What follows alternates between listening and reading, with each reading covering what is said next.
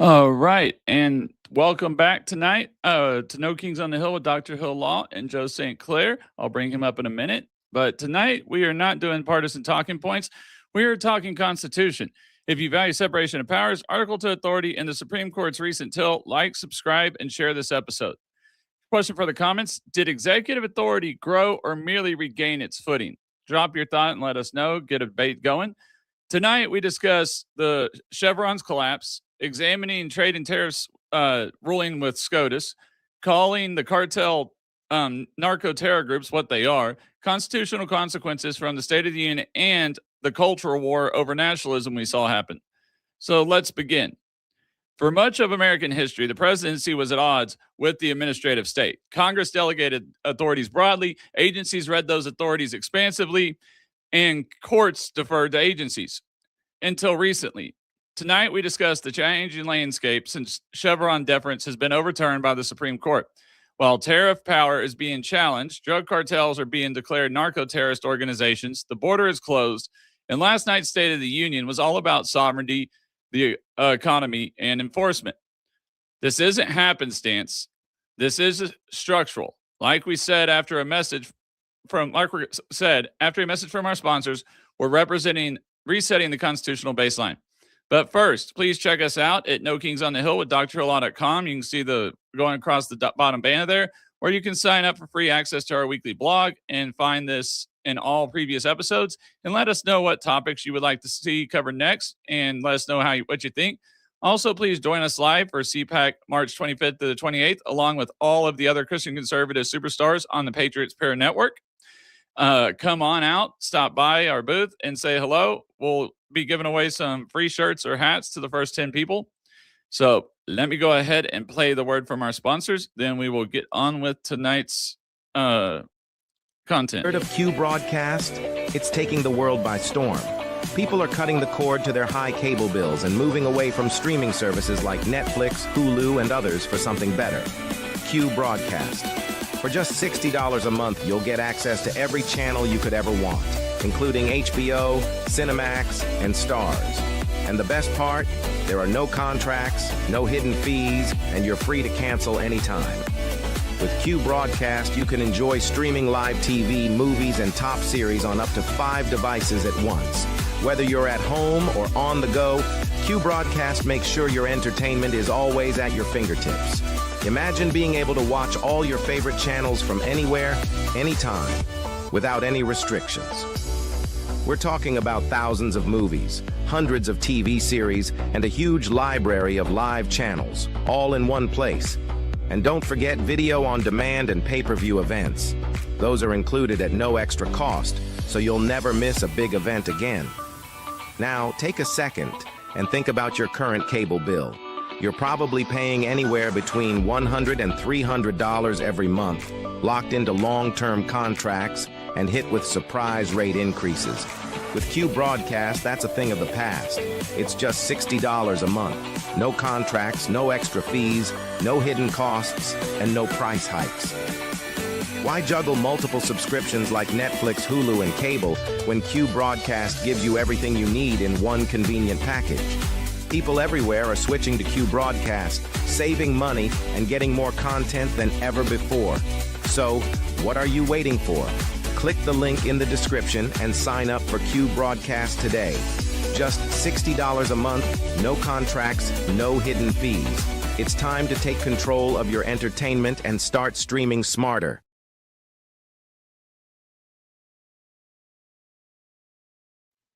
All right, and welcome back to No Kings on the Hill.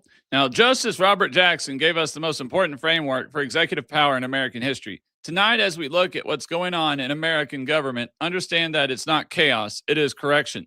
For generations, power slowly migrated away from the Constitution's structure. Congress delegated, agencies interpreted laws broadly, courts deferred, presidents, Republican and Democrat, took actions that were increasingly sheltered by layers of bureaucracy. We got used to it. It became the status quo, but it wasn't what the framers intended. That system leaned on one legal principle, the Chevron deference. When Congress wrote ambiguous laws, agencies could interpret them, and courts deferred to those interpretations under Supreme Court's 1984 decision in Chevron USA, Inc., v. Natural Resources Defense Council. That changed the separation of powers. The power to interpret laws lies with the judiciary. Congress makes the laws, the executive enforces those laws. When Chevron gave agencies power to interpret law, it made those lines of separation blurrier. Now, with the Supreme Court's rolling back of Chevron and Looper Bright Enterprise v. Raimondo, we are seeing a judicial correction. Courts are reclaiming their role. Courts will no longer automatically defer to agencies when a statute is ambiguous.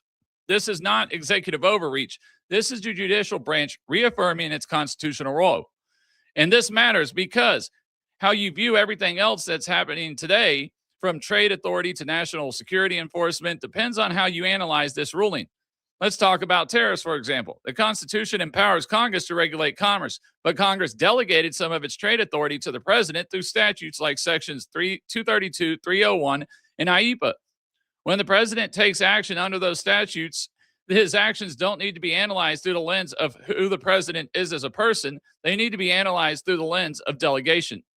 And that framework was provided by Justice Robert Jackson in Youngstown Sheet and Tube Company v. Sawyer.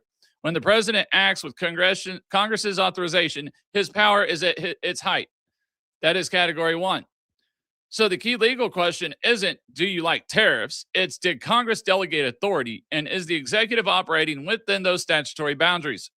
If yes, that's not monarchy. That's constitutional structure functioning as designed. The deeper debate is whether Congress has delegated too much for too long. That's a non-delegation question, and as Chevron fades, those questions will intensify. Now let's move to national security. Calling Mexican drug cartels narco-terrorism terrorists isn't bellicose bluster. It's a designation that already exists within our statutory framework. 8 U.S.C. 1189 lays out 3 criteria to qualify as a foreign terrorist organization. The group must be foreign, must engage in terrorist activity, and must threaten U.S. nationals or national security. These sanctions allow for more tools against the listed organization. It doesn't unlock military force, but it does provide more authority on the statutory level. As a general matter, if the president wants to move against cartels militarily, Congress could only stop him by refusing to declare war, which Congress has done before. In fact, under United States v. Curtis Wright Export Corporation, the Supreme Court has already held that the president cannot be hamstrung by Congress on foreign affairs if Congress chooses to delegate that power. The Constitution issue isn't the president can act against cartels, it's whether or not cartels are conducting terrorist activity that threatens Americans' national security. And obviously, we see it happen in Mexico. That's not hard to argue. If Congress has delegated the president the authority to designate them as terror groups under this Article 2 foreign affairs power. It's not critics can muster some steam. But as mentioned above, this isn't an emotional debate. Statutes were passed, constitutional text was analyzed, and all of this occurred during last night's State of the Union address. President Trump talked about having a sovereign border, about border enforcement, about deportations, about using trade as a leverage, about designating cartels as narco-terrorists. President Trump's restoring clarity and decisiveness to the executive branch. Some applauded these lines from the roof of the chamber. Others hung their fingers out the windows in blatant protest. But this isn't a debate about applauding. It's a debate about philosophy. On one side of the aisle, strong enforcement and American sovereignty is the constitutional vision. On the other side, using unchecked executive action to further a political agenda is scary. We've been divided by this question for the entirety of our country's history. The Constitution left the monarch, but it didn't leave us a dysfunctional government, even though it's pretty dysfunctional right now. Article 2 grants the presidential authority to act as commander-in-chief for a reason. Our founders understood that in times of crisis, the heads of our military should report to one person who can make quick, decisive decisions. And while I don't think we're in a crisis now, we are in 2026 watching the structural boundaries return to their appropriate places. Chevron has been overturned. Congressional delegation to the executive is under the microscope with trade agreements and terrorist designations force us to ask questions about the foreign affairs power. Last night, we got to see President Trump call for the United States to reassert its sovereignty. This isn't about Trump. It's about the structure of our government. When the branches of government have clearly drawn lines, power is accountable. When the lines get blurred, power becomes untouchable, which is what we've seen in the past. Right now, we are watching the lines of our government begin to sharpen once again. The administrative state is under attack. Congress will be forced to either start legislating again or further abdicate their authority. The courts are reclaiming their authority to interpret laws, and the president is acting within his delegated authority and pushing its boundaries.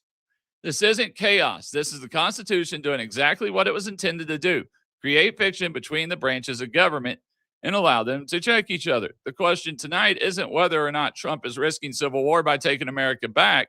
The real question is, are we watching executive overreach, or are we watching constitutional realignment? Now, the answer depends on party less than how much you care about structure, because structure matters. Now I'm going to go ahead and bring up Joe, get our multi-stage up here, bring Joe up, and then we will get on into segment one, which is to talk about the Chevron Doctrine. So Chevron allowed agencies to interpret ambiguous statutes with judicial deference. That effectively transferred interpretive authority from Article 3 courts to executive agencies. Looper Bright dismantled that structure, and the court said judges interpret law, not agencies. This does three things: weakens bureaucratic insulation, forces Congress to legislate precisely, increases presidential accountability. Then increasing I don't know why I somehow got that top, but Chevron was not constitutionally mandated. It was judicially created. Its fall restores textualism. So, question for the audience in the comments: did Chevron create stability or unaccountable bureaucracy? What do you think on that too also, Joe? Definitely unaccountable bureaucracy, clearly. And I remember when it got overturned, there's this huge panic on the left, and I guess what you call the central right, the Republicans in name only. And they're like, how is our government going to run? And it was like, before the Chevron Doctrine, it ran just fine. And the truth is that Congress shouldn't be, giving away its powers. And just like you said, this was a judicial power grab, and it was given to the executive agencies, agencies under the executive. Well, yeah, I was going to say, well, at that time they were trying to, that's why they did so much to try to separate the administrative agencies, trying to call them administrative agencies instead of executive, because they were trying to create like a fourth branch of government, when in reality, because that's what Trump is doing, is he's forcing them to admit that there's only three branches, that the administrative is not administrative, it's the executive branch. It's agencies under the executive, and forcing them to either say, hey, this is either executive authority or this is legislative authority or it's judicial. You're going to have to pick. And well, you kind of hit the head on the nail there, because I think you can tell that I already said that it was a disaster. And then I, obviously I'm a little bit biased towards that inclination that, yes, these should be, controlled and subservient to the executive, because that's the way our government should be structured. And that's the way it's intended to be structured. But, it's like you said, it was grabbed through judicial precedent. But I think it's kind of in line with what the judiciary has always done, which, going back to, judicial review, the very first case, Marbury versus Madison, that was not in the Constitution.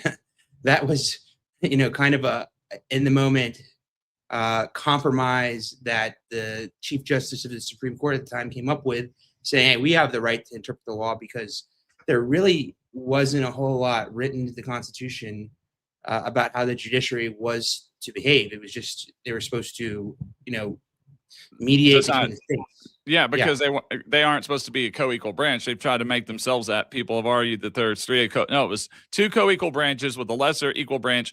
To just like yesterday, I was arguing with that one kid. I was like, well, technically, Trump doesn't have to listen to the Supreme Court or the federal courts. I said, now, while he's ignored the district courts, he has listened to the Supreme Court president, the Supreme Court rulings, even though technically he doesn't have to, because he is immune from prosecution while he's in office.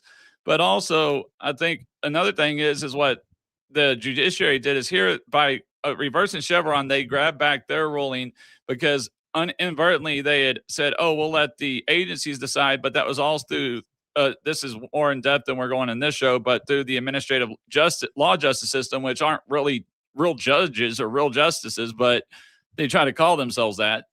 And it was allowed to make the decision be through that, versus it's supposed to either be what's the court supposed to rule, is this policy meet what's actually in what is written in that legislation, or doesn't it? And Chevron allowed the ability for the judges to say, you know what, hey, that's ambiguous. We're not sure. So this looks like a reasonable, whatever the administrative agency, what they're saying looks like it could be reasonably read between the lines or similar to what the legislature meant. And so Yeah. we're going to do that. And that's almost kind of like when we look at IEPA. I'll bring this up. I'll bring it up in a minute once we get into segment 2 about powers and tariff authority. But that also, with the IEPA ruling and the way they rolled in it almost goes back to the way what we're talking about here with Chevron deference. Because if Chevron deference hadn't been overturned, then it wouldn't have mattered whether anybody could have said the lesser or, meaning it said Congress and IEPA said he can embargo. Well, usually you can be that lesser, or you can do something that's lesser than what the statute states, or up to what the statute states. Well, it'd be kind of obvious to think that, okay, tariffs are lesser than an embargo. But because they decided, but now that Chevron deference is gone, pretty much the judge rolled right, because they're saying, well, it did not say tariffs or revenue directly, so it did not mean that, or did not assume that, because it didn't say that, it can't be that. And that almost goes back to we're kind of now seeing with Chevron deference gone, that deference wasn't given to the agency per se, or the executive in that fact. Yeah, but so here's the thing with admin law and with these, it's like you said, these guys aren't judges, but there's so many unique areas of law and systems they built. If you've dealt with veterans disability law, if you've ever had to apply for housing benefits, the termination of Section 8, there's so many things that this bleeds over into. And usually these people, or even child protective services, right? When you have, it's not even a psychologist, it's like a social worker who is deemed to make, a ruling, and it's kind of like they've been deputized by the judge underneath this admin law, category, but they themselves don't really have the expertise that is prerequisite. And each time that they create one of these structures, it creates this massive complicated system, because that's what they're designed to do. Is it's designed to keep people from getting out and from accessing the system, right? There's a reason to it. But at the same time, what it does is it constructs these giant, huge systems of siphoning off from our political economy. Because as you're employing all these different agents and psychologists, doctors, environmental regulators, all these people that are making these, it's a huge class of people that have a vested interest and depend on the federal government for their job. But at the same time, these are the people that are the most office spacey on earth. Like, right, when you walk into the DMV, and the people who are making the decisions, if you ever get a DUI and you're going to lose your license, it's not a judge who's making the determination, it's a DMV employee. And I think anybody that's dealt with this class of people knows it's just like office space. They're not treated very well. They're paid okay, but they're not paid extremely well. They're usually not very well trained or educated, and because of that, they have a chip on their shoulder, and they like to make things onerous and uncomfortable for the people who are accessing these services and utilizing the system. It's just, to me, it's anti-human. I kind of want to live my life like I'm at summer camp. I want to be able to go to work hard, play hard, enjoy my time with my family, not be plugged in all the time, enjoy the weather. And then I got to go to the DMV, or I got to go to VA and deal with these people. I got to get on the phone with these guys and navigate through their AI. And anyone who's been in the military knows exactly what I'm talking about. Because when you institutionalize any of these systems, this is the effect, and it'll always be the effect.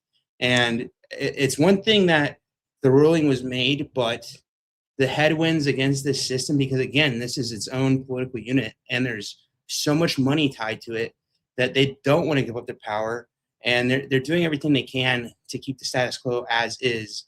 But I really think that there's so many areas and ways that the Trump administration really needs to step up and continue doing what they're doing, and just keep putting their foot on the gas pedal.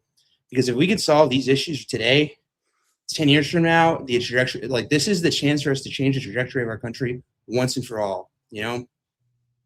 Oh yeah, and that's what I was saying that's why I wanted to get to cover the Chevron a little bit, is because what we saw with the Supreme Court ruling is kind of our first sign of what the Chevron's going to affect. Because if they had an overturned Chevron precedent, then President Trump would have been good using IEPA. But since Chevron's overturned, now that ambiguous statement doesn't fall anymore, or the deference doesn't go back to the agency. Because while they say Trump's implementing these tariffs, no, he's implementing them through his agency, because it's the Secretary of Commerce, the Commerce agency, that actually implements them with his approval.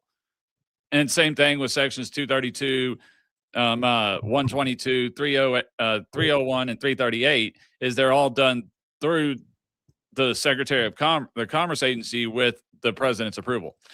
So we're now seeing what Chevron did. We're now starting to see the effects of the Chevron deference being done, what's going to happen with it being overturned. And it's saying, Congress, okay, when you make these legislation, you're going to have to stop being so broad. You're going to have to start working with the professionals, with the people that know that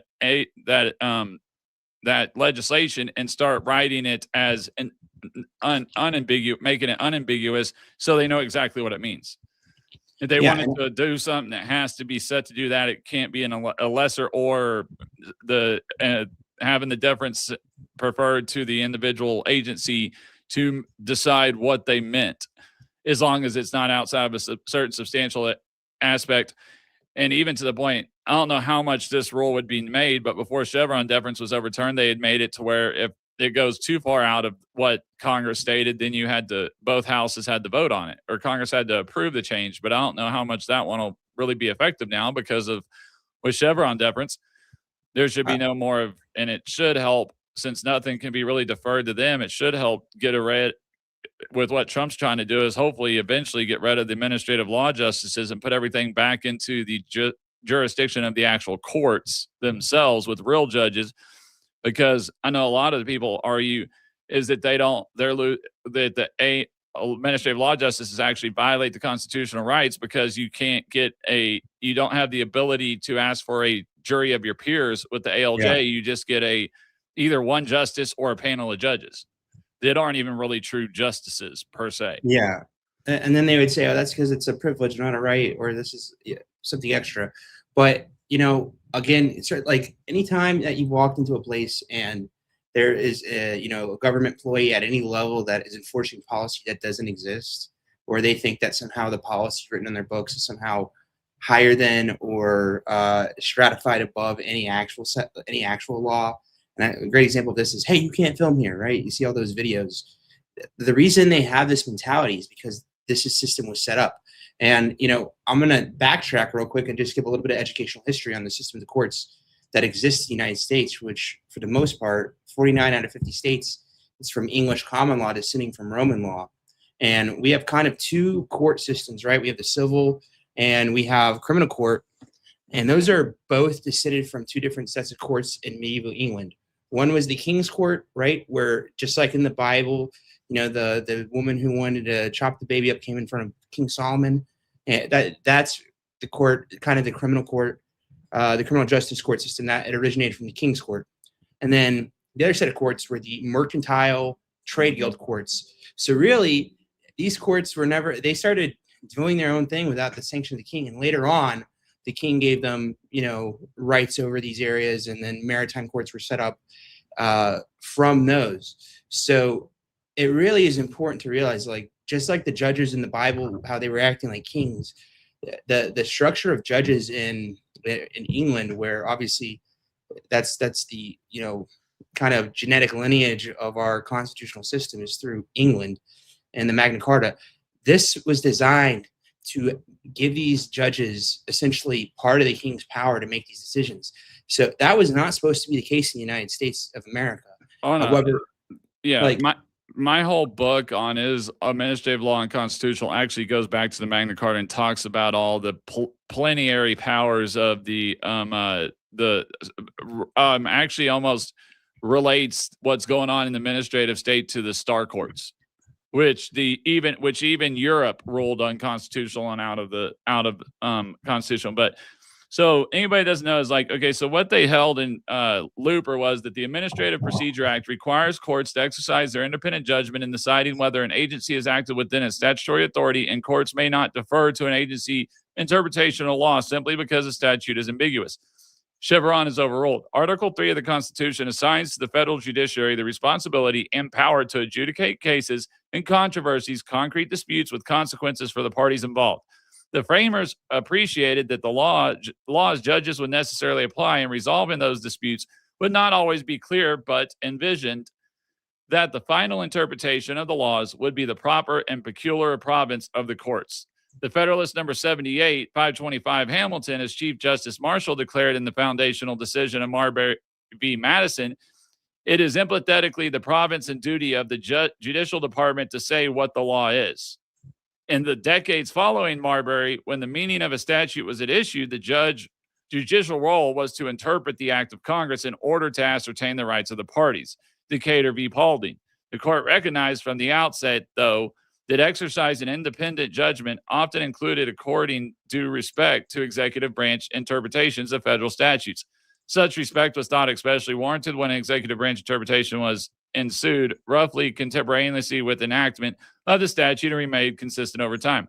Luckily, the court went away from that. But I just want to kind of cover, it was because it covered Marbury v. Madison, like you said. I'm not going to cover the whole freaking, I'm not going to read the whole review, but yeah, I just wanted to read that section of it. But let's go ahead and get on to segment 2, trade powers and tariffs. So the Constitution gives Congress authority over trade, but Congress delegated substantial discretion.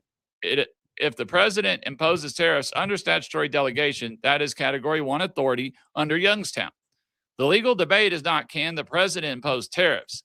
It is, did Congress delegate constitutionally, and should Congress reclaim authority?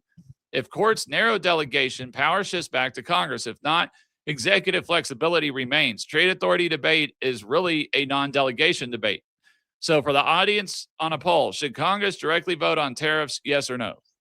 And then we can go ahead and talk about what do you think on the ruling that they made, and what should they take the full power back, or which section is that? I'm sorry, I have your text pulled up.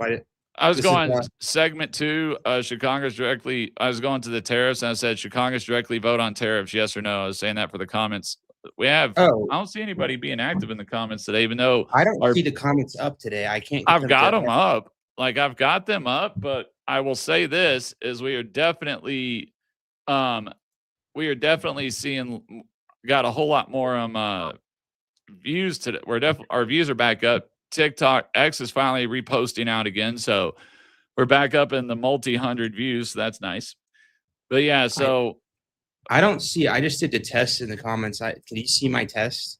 I can't. No, I can't. I don't know what's going on with the comments. For some reason, they're not working. It's weird.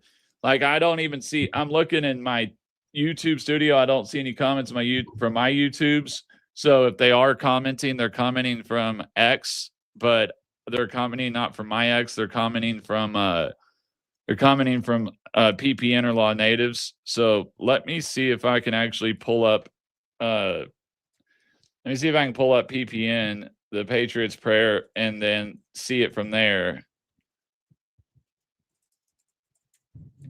See if I can see it from the Patriots Prayer Network. Go live on there, and then go to the live on there and see if I can see the comments from that.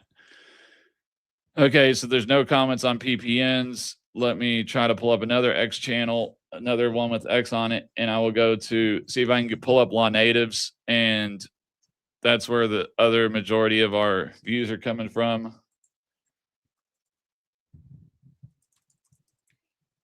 So I'll go to Law Native Patriots, see if I can see any comments on his.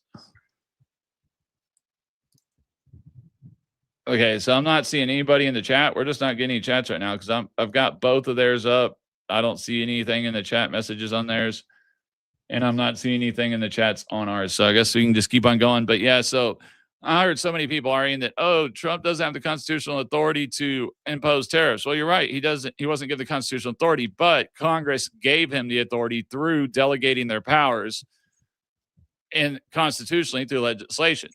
Now, so the argument then comes back, should Congress take that back? But in today's age, can Congress really take it back? Because we would never get anything done. I mean, when was the last time we had a trade agreement that we actually had a trade agreement signed and truly ratified through Congress that we had a 2/3 vote? I mean, really, it's like they Never. can't get together. I mean, that's why Trump was able to repeal the Paris Climate Accord, because it was an accord. It wasn't a trade agreement. It's the monetary and financial system that allowed them to do that. Because so long as they have a monopoly and a cartel, the private bank, where they essentially print their own money into existence and consolidate their assets, they can continue to lobby Congress. They can continue to pay judges indirectly through, vacations and, quid pro quo with three disconnections in between, right, to obfuscate it.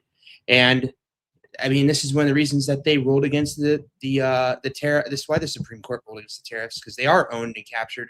And the truth is that, like, if we can't implement tariffs, and if we can't get our financial system in order, then we are not going to be free. Our country has been lost. And that's why this fight is so important, because you can't have, like, people made a huge deal when they're like, oh, Russia influenced the 2016 election. And it's like, Americans still voted, right? However, there's a huge difference between if Russia was paying people to vote a certain direction, that would actually steal the election. But that's what's going on. It's just 10 steps removed. And, there's a reason that this class that supports this also supports globalization, because they're not loyal to our country. And then they use this false sense of, oh, like, I'm a human, I'm empathetic, like, we're all just members of Earth. And it's like, no, to them, we are an underclass. They themselves practice and embrace eugenics and think you're a cattle and that you're stupid enough to fall for the trick. And you're just not, none of us are smart enough to analyze their system to see what's going on. You listen to Jeffrey's Epstein, like his interview with Steve Bannon, he's saying this. And I've been called a conspiracy theorist for years, but all I did was turn 15 and 16, 2008, when Ron Paul got up on the stage and started talking about this very issue. And he said, read Thomas Paine's Common Sense, read The Road to Serfdom.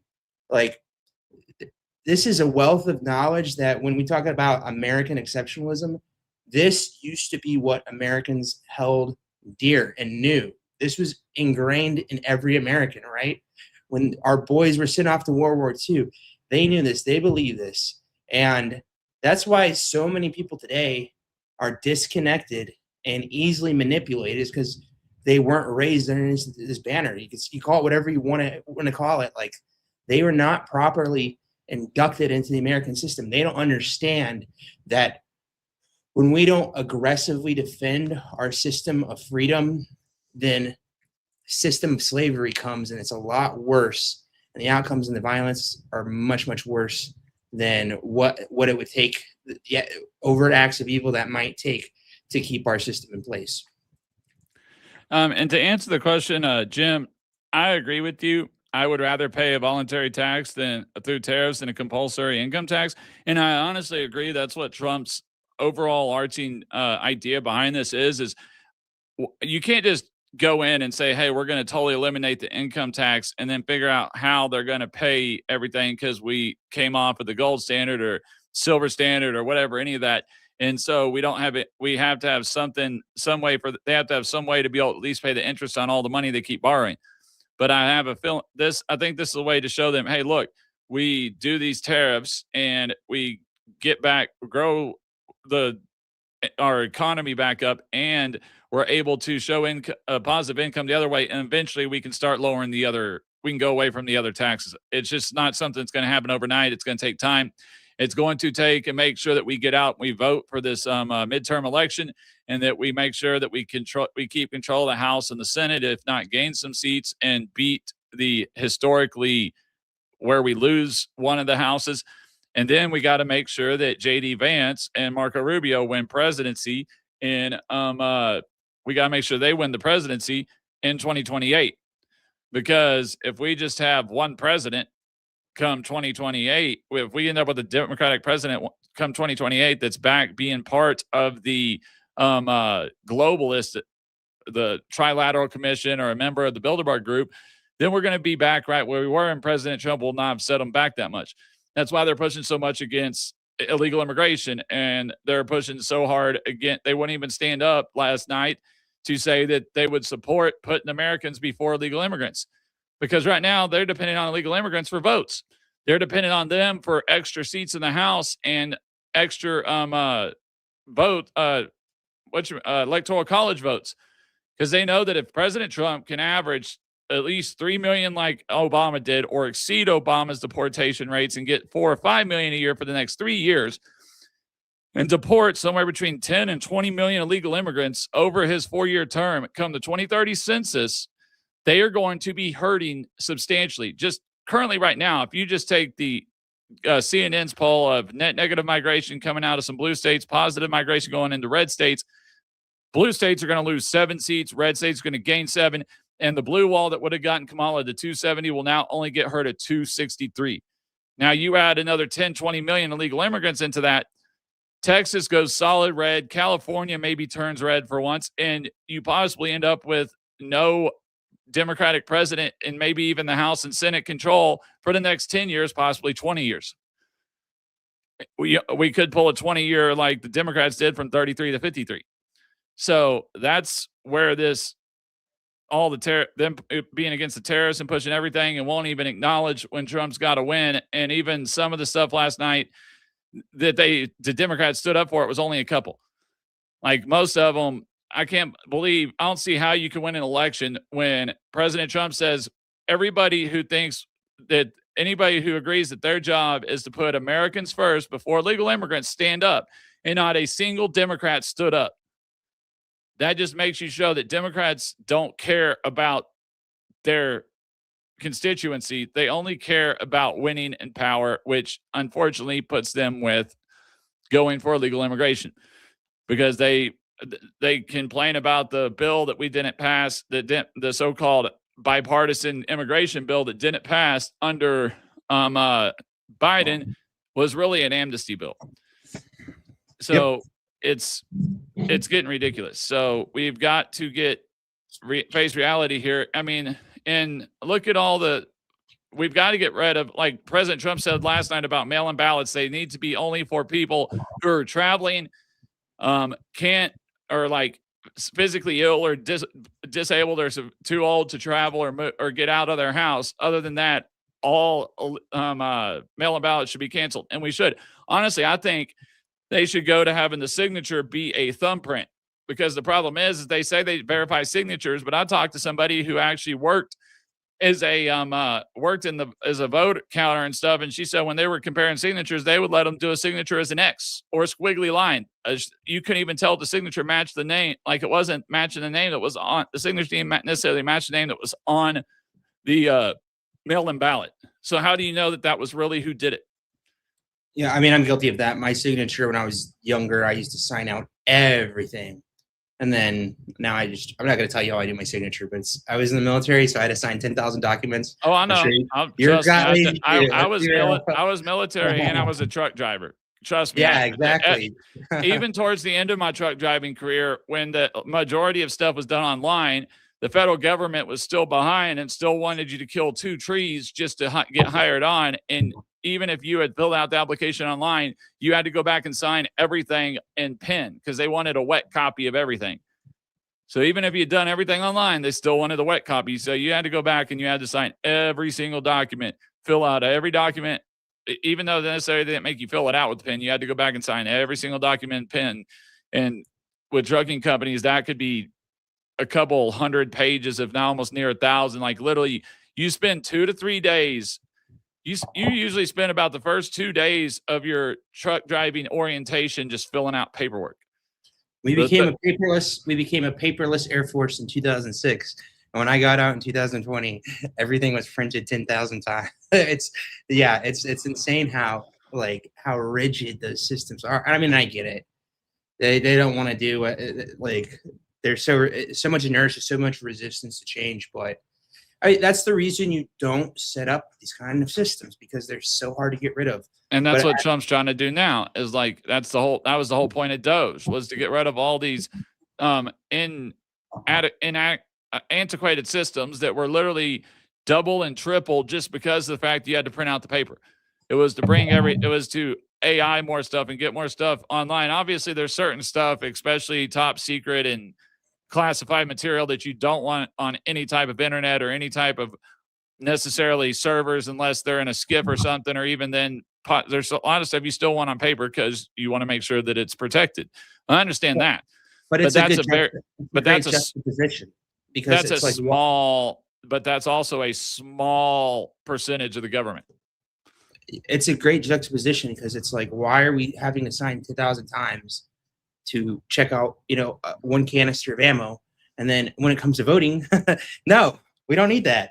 Like, it's just flying in the face of practical reason and logic to anybody who has half a brain and isn't brainwashed and wanting their team to win through some, questionable methods.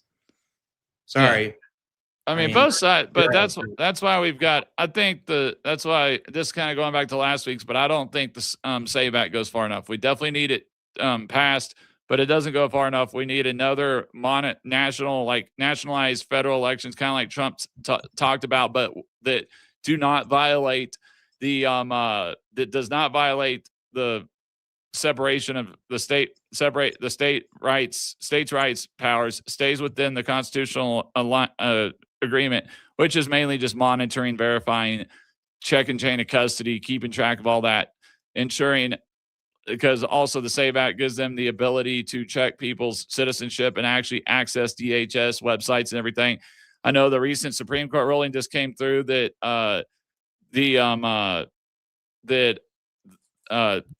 IRS can share their data with DHS or something like that, or something that will help verify illegal immigrants a whole lot better. That was a big ruling that'll help. There's some big cases that have been coming out. I pray that they put also safeguards in place so that isn't, used against the American people. But we'll see, I guess, right? Yeah. So it is challenging, because we have to get these people out of our. It's like, hopefully, like, once they're out and once there's a secure border, there should be no reason to have, ICE doing what they're doing any longer. So, no. Well, we're about to get to that part. So go on to segment 3, cartel, narco-terrorism, and Article 2. Drug cartels are officially considered narco-terror groups. It's significant because under U.S. law to designate an FTO, you must prove 1, they're a foreign organization, 2, terrorist activity, 3, threat to U.S. nationals or national security, which further defines as imposing financial sanctions, allows prosecution of material support, immigration enforcement, and seizures of assets. And Curtis Wright affirmed the president has wide latitude in foreign policy. Designation is not an invasion force. It's enforcing already written laws. Opponents will say it's going to war. The constitutional debate is whether international cartel violence is national security.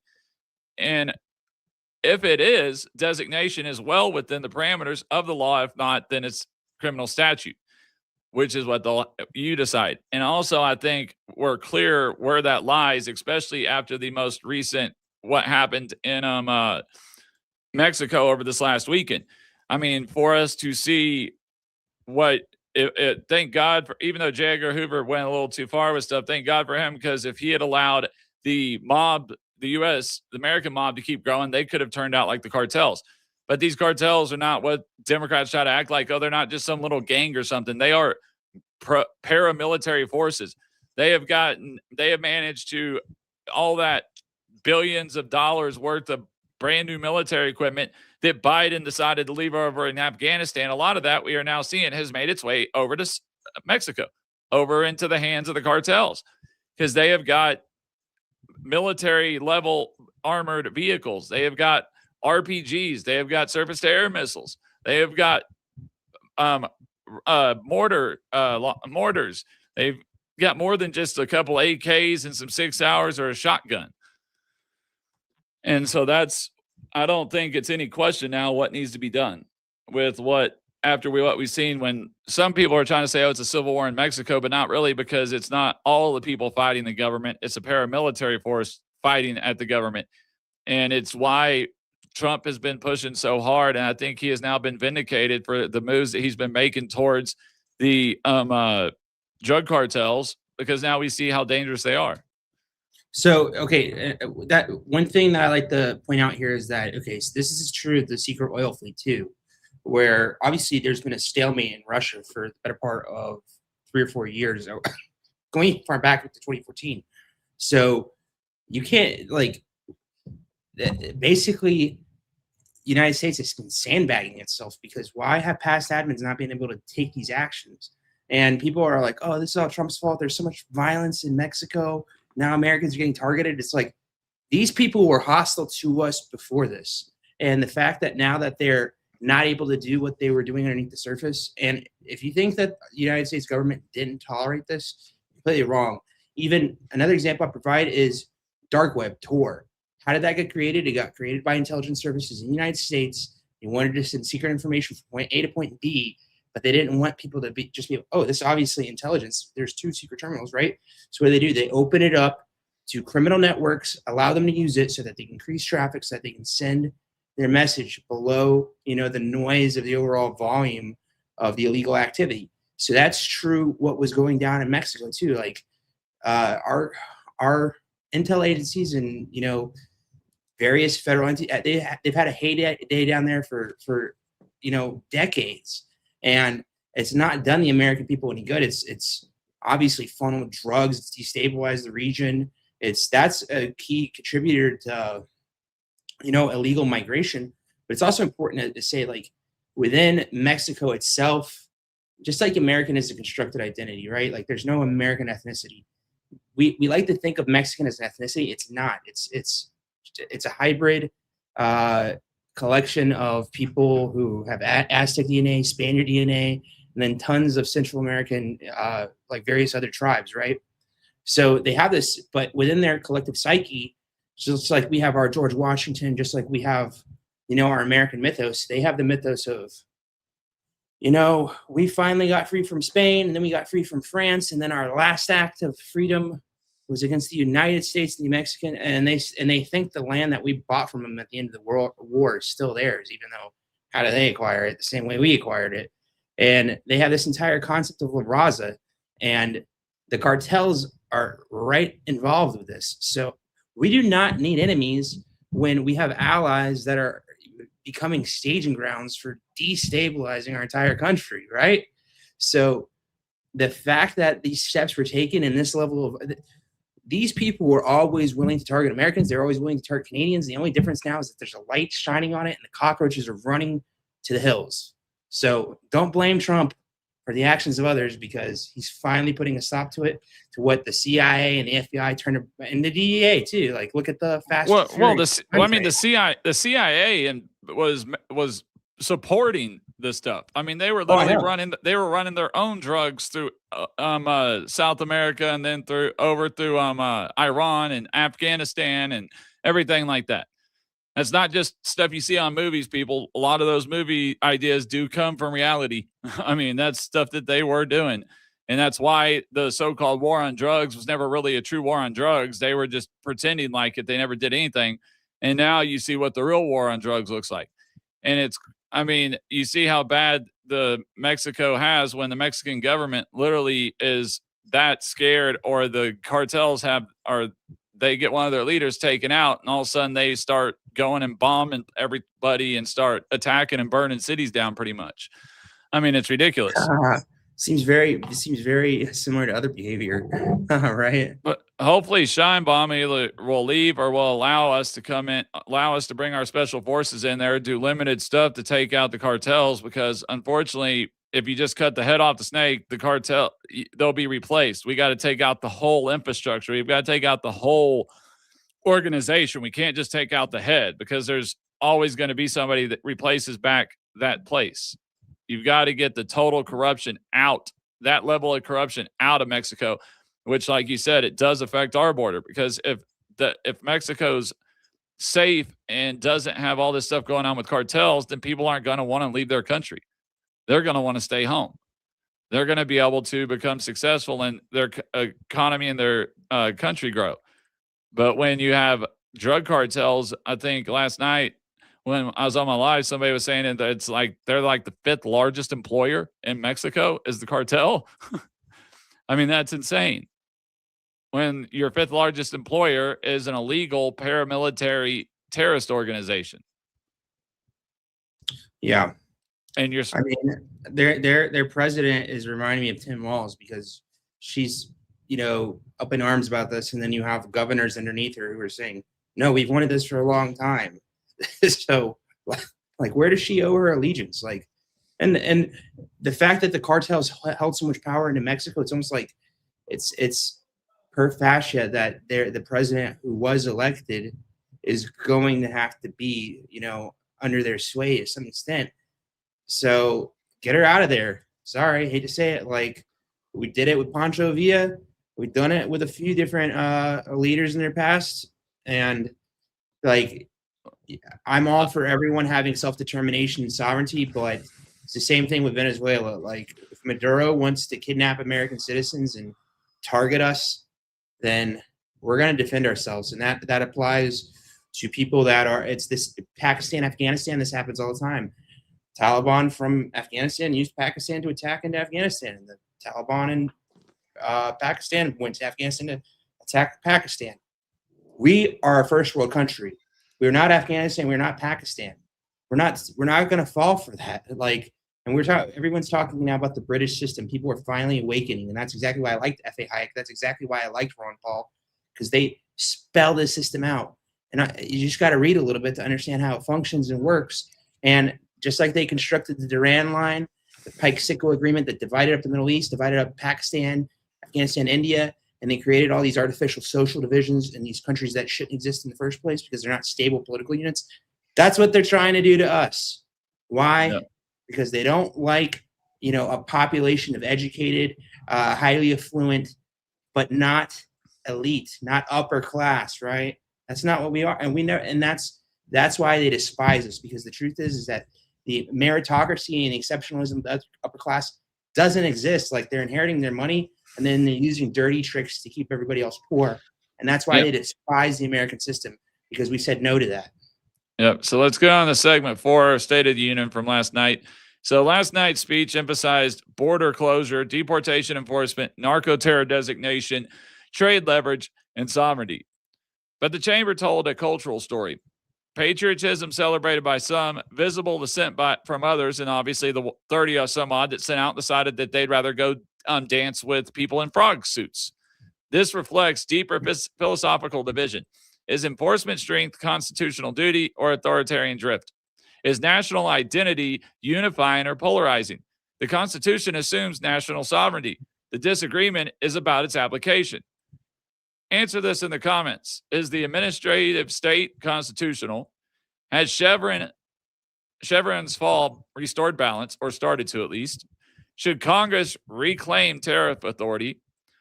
Are cartels national security threats, which we kind of just discussed just now? And is border enforcement an executive duty? And another one I was going to talk about, this court case just came today. I made a post about it today. Is there was a judge that had ruled that President Trump's third country policy for deporting criminal legal immigrants to their own countries decided that they were so bad that they can't even keep them, or it won't take them, that he was deporting them to another country, that's unconstitutional. And I'm sorry, but how is it unconstitutional to want somebody out of our country and send them to another one where their own country will not take them back due to how bad a crime they have committed, to how heinous their act is, that their own country of origin doesn't want them? Why should we allow that to stay on our city streets, to stay in our communities, to threaten our children, to threaten our wives, to threaten our families? And as we saw last night from President Trump having people there, Joshua Nungary's family and the different angel moms that were there at the State of the Union last night.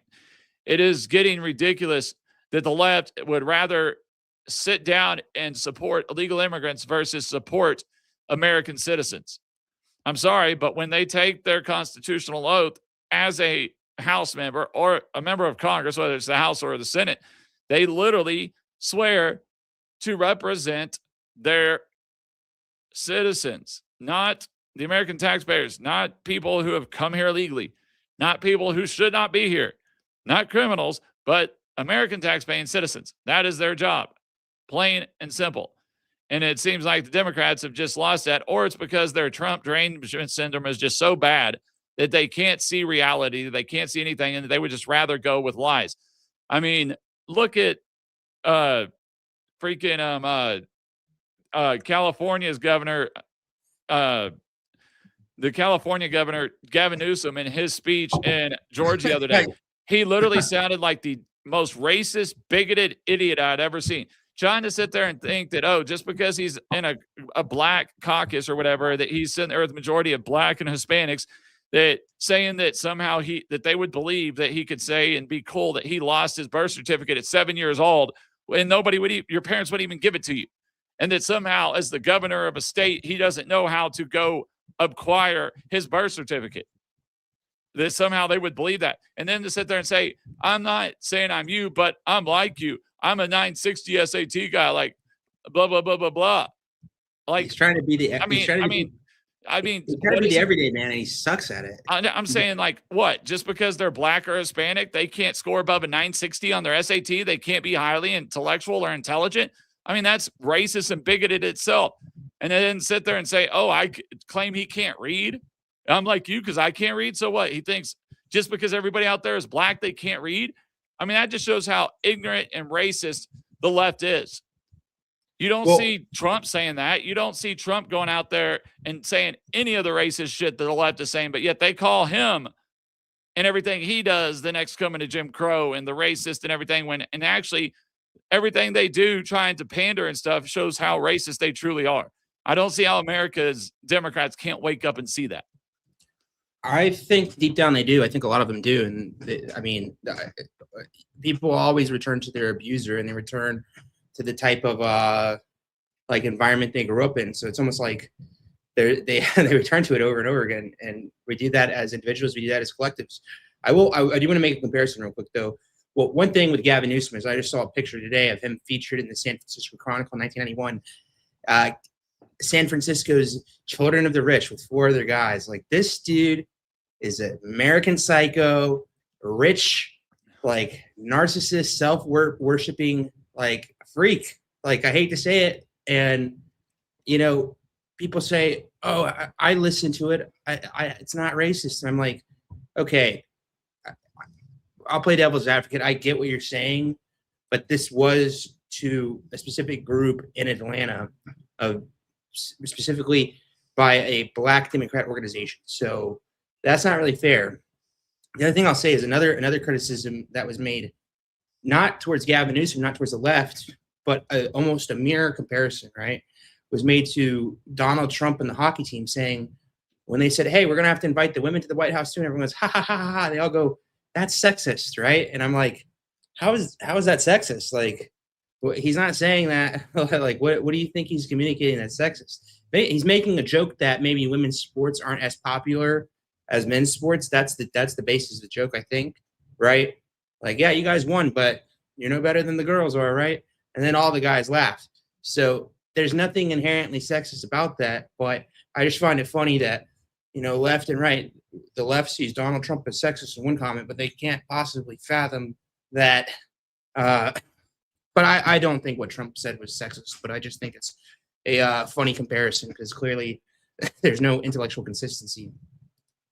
Oh, yeah. No, it's like, I was like, he didn't say anything racist or sexist or that he wouldn't invite the women or he wouldn't call them. He never said that. And actually, I remember, I think he actually did call the women, and he's going to see them in the next couple of days or something. So, yeah, I mean, it's ridiculous what the left is doing. And it's funny how President Trump was, I wish I had the videos pulled up to play, but there's this black pastor, and he's sitting there and he's doing a podcast. I think it was with LeBron James, and he's going back and he's talking about how all this stuff how Trump was never considered racist before he ran as a Republican. How back when I forgot who it was. I think it was Reverend Jesse Jackson, whatever, when he went to go run for president. President Trump was actually thinking about running for president that year too, but he decided not to because he's like, hey, I'm not going to run against my friend. I'm going to let my good friend run. I mean, so it wasn't until he was friends with all these, he was never considered a racist person. He was friend with all these black people. Not until he came down the escalator did they start calling him a racist and a bigot. It's somehow that, oh, you can't, and just, I mean, just like they even call black people who are conservatives racist on themselves, and it's ridiculous. Like they'll sit there and say, oh, you're a white nationalist or this or that, when just because they're black and they're a Republican. It's that's terrible. We call them house N-word, and then they'll say you're an Uncle Tom. Yeah, and then just to add to your point, like I think this did not start with Trump. This actually started with Ron Paul in 2008. This guy, if you look at the Epstein files, they had nothing but vitriol for Ron Paul because they said if he actually wins, we're screwed. So let that be a lesson. You guys, I don't care if you think Trump's on the Epstein list or you think it's whoever. If you want to know who to vote for, Epstein said Ron Paul was his enemy. So we know he's doing something right? So the way they sabotaged him was both Clinton and you know who else manufactured this? Ben Shapiro. He said, Ron Paul, you're anti-Semitic. And then they tried to, suggest that Ron Paul was a racist because he wrote for a conservative magazine in the 80s that happened to have a few people. But I mean, knowing the environment within Texas at the time, it's not, I mean, it was a different world back then, but he never expressed those views himself. And they used that same model that they used to silence Ron Paul and the civil libertarians in the Republican Party. They played it out again. They played it out against Bernie Sanders. They're playing it out again against James Tallarico, which also, he's another Gavin Newsom. He's another Pete Buttigieg. I cannot think of a single good person at this point who's willing to vote Democrat. And he says a lot of the right things, but I'll tell you right now, zero policy. Like, yeah, and that's what scares me about him is I don't want him to get the Democratic nomination because if we don't end up with a really strong Republican candidate, he seems like he's more moderate, but he's not. He doesn't try to act like this big Democratic socialist, but in reality, he is. He acts more moderate, and I still don't see, it doesn't scare me too much because as long as we come out, the math for a Democrat to win a statewide race in the state of Texas right now is literally slim to none. I mean, it's near impossible. Even if they gain like 600,000 votes down in the valley, they'd still be only 2%. They'd still only be within 2% of winning a statewide vote. So I don't think we have to worry about Texas isn't purple. It's not going to go purple. That's their unicorn and fairy dreams. It won't happen. Texas will stay blue. It's been blue since 1976. I think was 1976 was the last time Texas went blue. Since then, it is ever since Reagan, it has gone red. And it's been that way since across the board. So I think maybe we had one Democrat governor in that time, but as far as senators, we have not had a single one. Right now, I guess we're all pretty much done, but I want to say this because it is primaries here in Texas. Go out and vote for Wesley Hunt. This bullshit about him not showing up to vote or messing all these votes. No, he showed up when it mattered. Go look at anybody who has run for higher office when they're either a congressional member or a senator. They have had to mess votes. It's called campaigning. Go look at all the votes that Vice President Harris messed. Go look at all the votes that J.D. Vance messed when he was running as vice president. But he showed up when he was needed. When there's votes that they know that they're only going to win by one, he gets there. So does Hunt. Because at least Hunt doesn't have all the skeletons in his closet that Paxton does. Now everybody goes, oh, he's got money from AIPAC. It's less than $100,000. He's got less than $500,000 of his funds have come from AIPAC. And in a race that's costing tens of millions of dollars, $200,000 is not enough to buy his vote. It's not even a drop in the effing bucket. That's like a couple days worth of ads. It's pennies. It's not like some of the other people like, let's see, the Democrats are the ones that have taken the majority of the money from AIPAC that are in the multi-millions, which makes no sense that AIPAC claims to be a Jewish American community, but yet they the only people that have gotten above $1 million from them are all Democrats. And the Democrats are the ones that have been all anti-Semitic and supporting all these anti-Jewish rhetoric stuff. I don't get it. But it's I get it, but I'm not gonna go there right now. We'll just leave it at that. Yep. But all right, well, I guess I'll go ahead and get into the closing. It's thank goodness that X finally got their shit back in gear, and the live started going back out at post, because the last 2 lives that we've done have hardly had any views on them, and now it's back up to normal. That's nice. It was our YouTube channel isn't as high as it's been, but at least the La Native and Patriots Prayer Network, which we broadcast on, are back up and onto the normal views where we were. So here we reject kings, but we also reject paralysis. The Constitution created energy in the executive and accountability through structure. If you value constitutional discussion, like and follow or subscribe now. Also, share this episode with someone you think needs to hear what we had to say. And don't forget to check out our website, No Kings on the Hill with drhilllaw.com, as you see going across the banner there, and sign up for free to access our weekly blog and let us know how we are doing, and if there is any specific topic you'd like to hear or something you'd like to see change about the structure of the show. Comment your strongest disagreement. This is No Kings on the Hill, and constitutional literacy matters. See you next Wednesday at 5 p.m. Central, 6 p.m. Eastern, and 3 p.m. Pacific time. And thanks for watching No Kings on the Hill. And also, again, do not forget to check us out at CPAC in less than a month now, where we will be broadcasting all 3 days for at least 2 hours a day. And thank you, and have a good evening. See y'all next week.